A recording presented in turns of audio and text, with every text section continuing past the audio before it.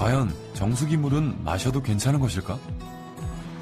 제작진은 독일 본대학 위생실험실에 검사를 의뢰하기로 했다.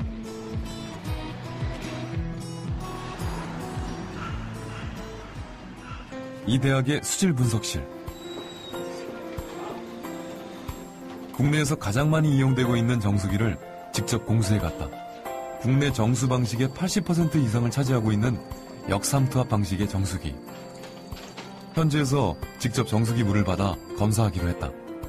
정수기를 거친 물의 수질뿐만 아니라 물속에 함유된 성분까지 분석하는 검사.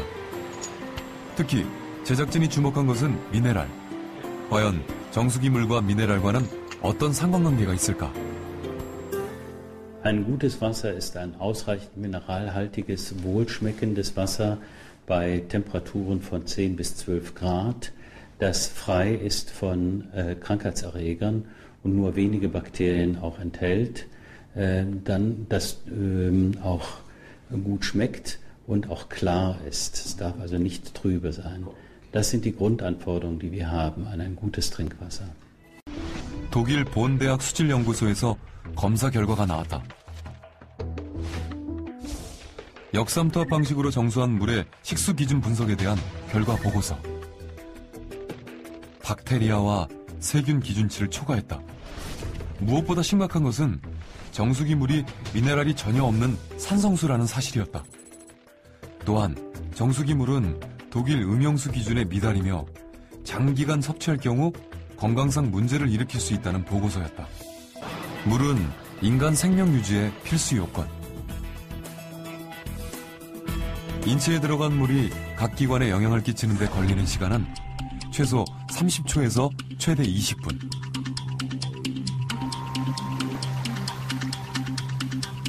이때 가장 중요한 역할을 하는 것은 미네랄.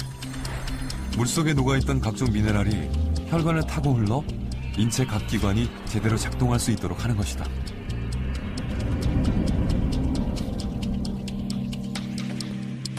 대사 과정에는 여러 가지로 촉매제들이 필요하거든요. 여러 가지 효소가 작동되기 위해서 필요한 여러 가지 그런 촉매제가 필요한데 촉매제에 상당히 많은 미네랄들이 관여하고 있습니다. 그렇다면 정수기 물과 미네랄은 어떤 관계가 있을까? 우리가 물을 마시면서 우리 건강에 어떤 영향을 받는지에 대해서 좀 더 알아보려고 합니다. 나는 정수기 물을 주로 마신다 하는 사람 손 들어보세요. 도시의 한 초등학교 6학년 교실. 31명 중 68%인 21명의 아이들이 정수기 물을 마시고 있었다. 이들은 가정에서뿐만 아니라 학교에서도 정수기 물을 먹고 있었다. 이들에게는 정수기 물로 조리된 음식이 제공되고 있었다.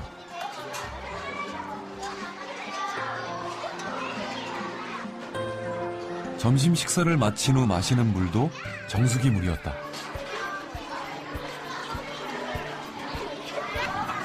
정수기 물을 주로 마시는 도시학교 아이들.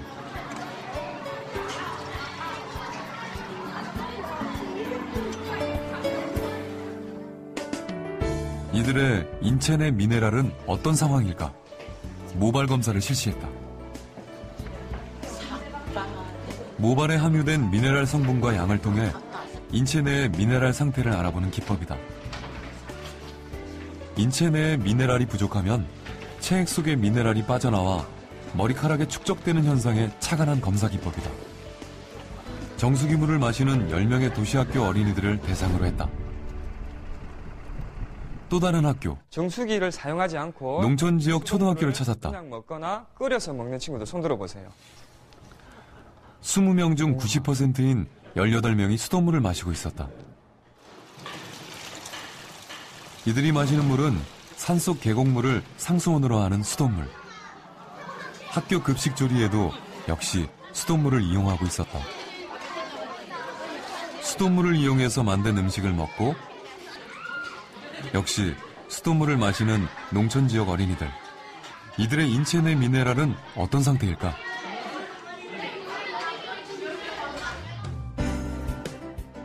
이들을 대상으로 역시 모발 검사를 실시했다. 검사 대상자 숫자와 방법은 도시학교 어린이들과 동일한 방식이었다.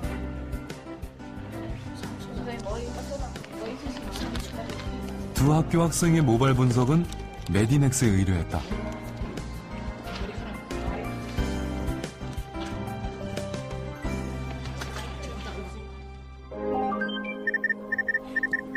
결과는 놀라웠다.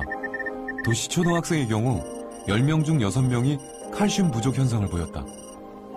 반면 농촌 지역 학생들은 1명을 제외한 나머지 9명은 정상치였다. 마그네슘 부족 현상도 확인됐다. 도시 학생의 경우 7명, 농촌 학생은 5명이 마그네슘 부족 현상을 보였다. 왜 이런 결과가 나왔을까?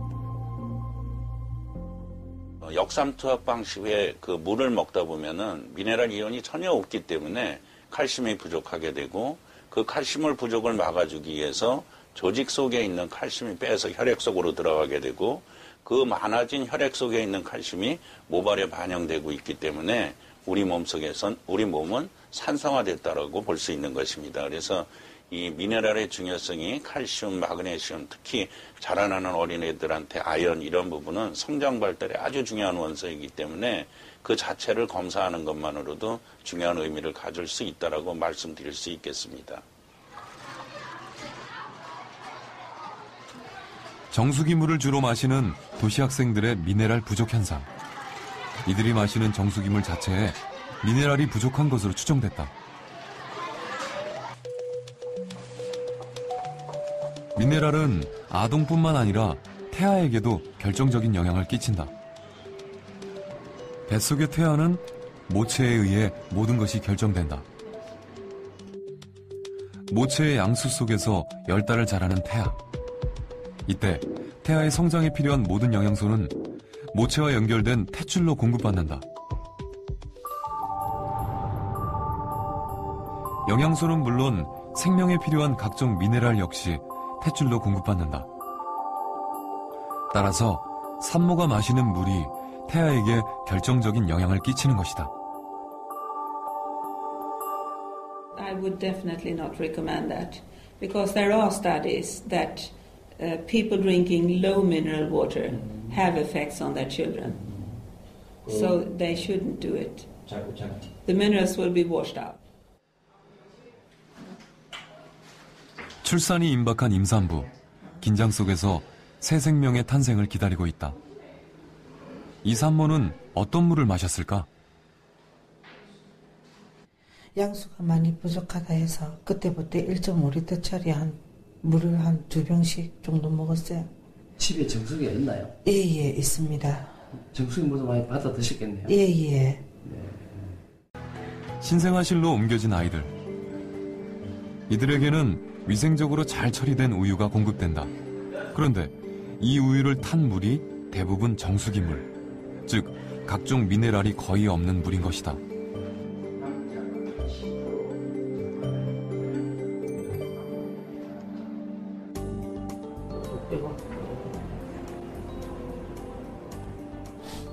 소아과 전문의인 김용원 박사. 그가 어린이 환자 보호자들에게 특별히 주목하고 강조하는 것이 있다. 바로 미네랄이다. 그런 어떤 역삼투 방식의 정수기 물을 계속 먹으면 필요한 미네랄이 좀 결핍되는 수가 있어요. 특히 태아와 유아에게는 물이 중요하다.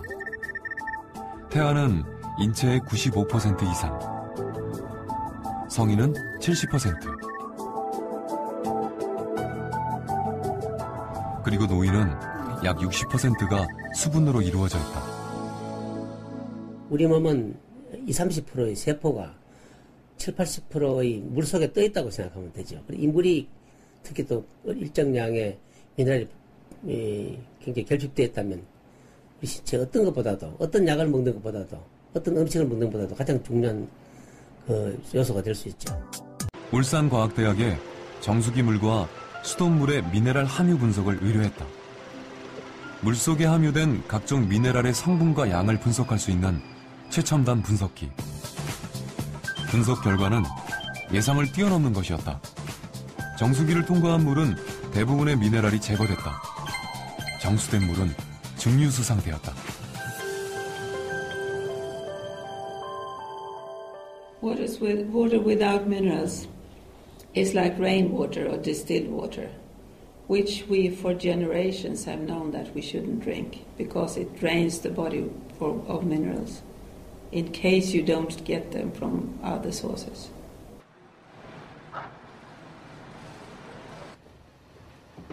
미네랄이 없는 정수기 물은 생명체에 어떤 영향을 끼치는 것일까? 미네랄과 질병과의 관련성을 알아보기 위해 동물 실험을 시도했다.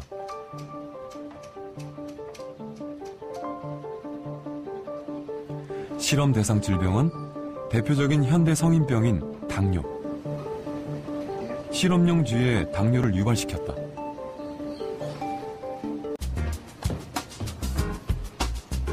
이렇게 당뇨가 발생한 생쥐를 세 집단으로 나눈 다음 각기 다른 물을 공급해보기로 했다. 한 집단엔 정수기물, 다른 집단엔 당뇨에 효과가 있다는 크롬이 함유된 물, 그리고 나머지 집단엔 미네랄이 풍부한 심층수를 공급했다. 실험 기간은 한 달 정도 잡고 있는 거고요. 그 다음에 일주일 간격으로 이 혈당을 측정하게 됩니다. 그러면 한 4번 정도 측정을 하면 과연 우리가 투여한 이 물질이 혈당 강화 효과가 있는지를 어느 정도 예측을 하게 됩니다. 마시게 하는 물만 다를 뿐 실험 대상 쥐에게는 똑같은 먹이가 공급됐다. 4주 후 어떤 변화가 있었을까?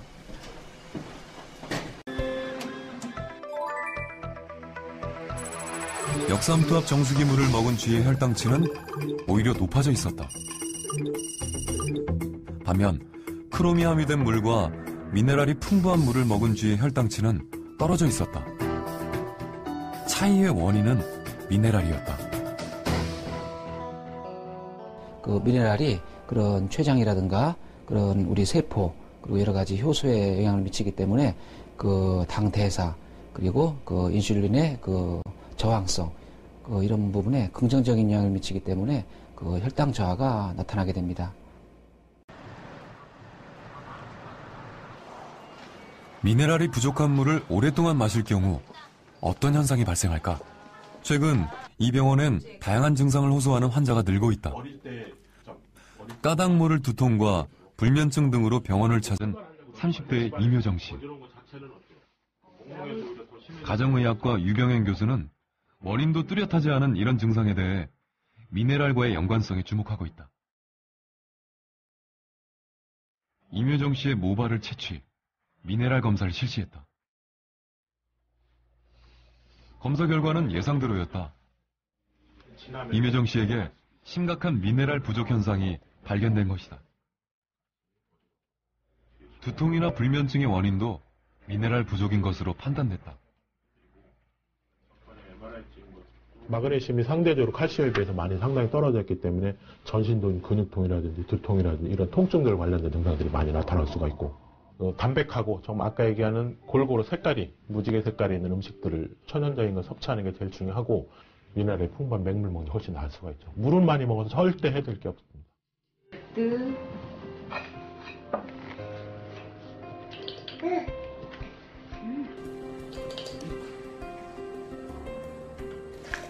딸에게 먹이는 분유도 이 정수기 물을 이용하고 있다. 미네랄이 전혀 없는 역삼투압 방식의 정수기 물. 이 물로 탄 우유를 먹여도 괜찮은 것일까?